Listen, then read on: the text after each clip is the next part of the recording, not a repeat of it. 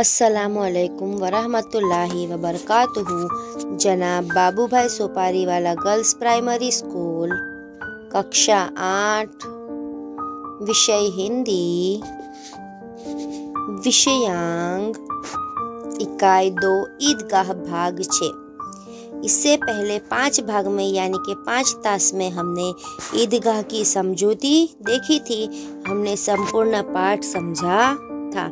आज हम इसके प्रश्नों के उत्तर देखेंगे, जो आपको सुंदर स्वच्छ अक्षर में जोड़ने का खास ध्यान रखते हुए अपनी हिंदी की कॉपी में एक बार लिखना है। निम्नलिखित प्रश्नों के उत्तर दीजिए। प्रश्न 1, हामिद ने चिमटा ही क्यों खरीदा?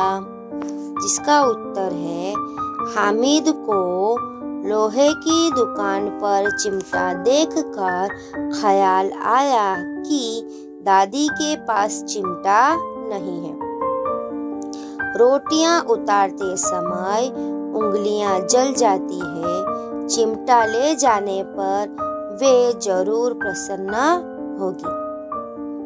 यानी हामिद ने जब लोहे की दुकान पर चिमटा देखा तो उसे ख्याल आया कि उसकी दादी अमीना के पास चिमटा नहीं है, और जब वो रोटियां उतारती है तब उसकी उंगलियां जल जाती है। इसलिए जो मैं चिमटा ले जाऊंगा तो वो बहुत ही खुश हो जाएगी। चिमटा होने पर उसकी उंगलियां नहीं जलेगी और घर में एक काम की चीज भी हो जाएगी। यानी कि अगर मैं चिमटा ले जाऊंगा तो दादी की उंगलियां भी नहीं जलेगी और घर में एक काम की चीज भी हो जाएगी। खिलौने और मिठाइयाँ खरीदने में तो पैसे की बर्बादी ही होगी। ऐसा सोचकर हामिद ने और कोई चीज न खरीदकर चिमटा ही खरीदा। यानी कि हामिद ने सोचा कि अगर मिठाइयाँ और खिलौने खरीदूंगा तो पैसों की ही बर्बादी होगी, इसलिए उसने चिमटा ही खरीदा। प्रश्न नंबर 2, बूढ़ी अम्मा का क्रोध स्नेह में क्यों बदल गया? उत्तर देखिए। हामिद के चिमटा लाने पर अम्मा को दुख हुआ। उसे हामिद की नासमझी पर क्रोध भी आया।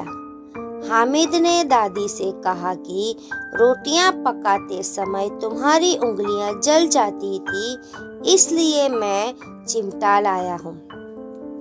जब हामिद के हाथ में चिमटा देखा तो अम्मा को बहुत ही गुस्सा आया, बहुत दुख हुआ कि ये बच्चा क्या उठा लाया। लेकिन जब हामिद ने कहा कि दादी, जब आप रोटियां पकाते हैं और उंगलियां जल जाती है, इसलिए मैं यह चिमटा लाया हूँ, यह सुनकर बूढ़ी अम्मा का क्रोध स्नेह में बदल गया। यह सुनकर बूढ़ी अम्मा को गुस्सा स्नेह में यानी प्रेम में बदल गया। हामिद के त्याग, सद्भाव और विवेक पर वह न्योछावर हो गई। आगे देखिए। प्रश्न नंबर 3, चिमटा खरीदने के लिए हामिद कौन से कारण बताता है? अथवा हामिद ने चिमटे की सर्वोपरिता कैसे सिद्ध की?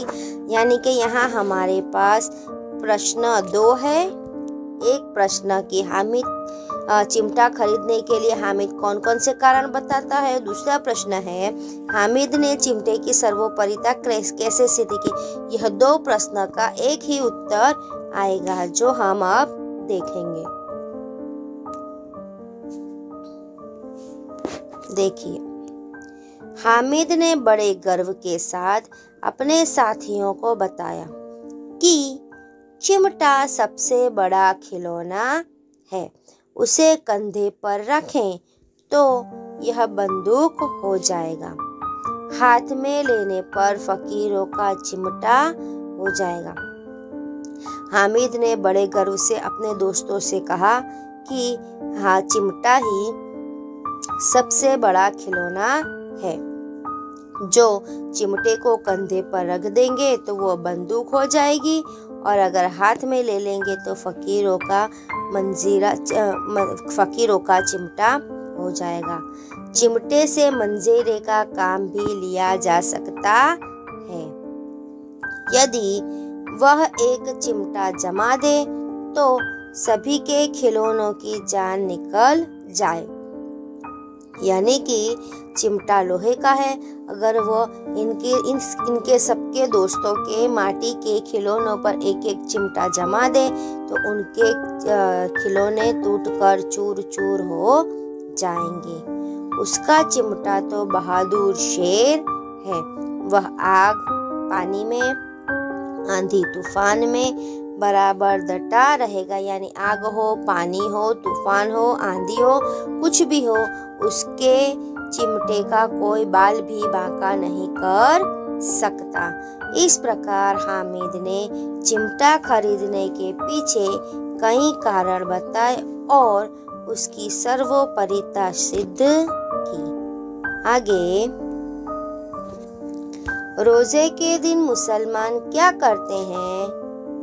इसका उत्तर है, सूर्योदय से सूर्यास्त तक कुछ भी न खाने पीने को अर्थात उपवास को रोजा कहते हैं। रोजा मुसलमानों का एक मजहबी फर्ज है। आगे, रमजान ईद के दिन मुसलमान कहाँ जाते हैं? रमजान ईद के दिन मुसलमान नमाज पढ़ने के लिए ईदगाह जाते हैं। आगे प्रश्न देखिए, दुकानों में कौन कौन से खिलौने मिल रहे थे?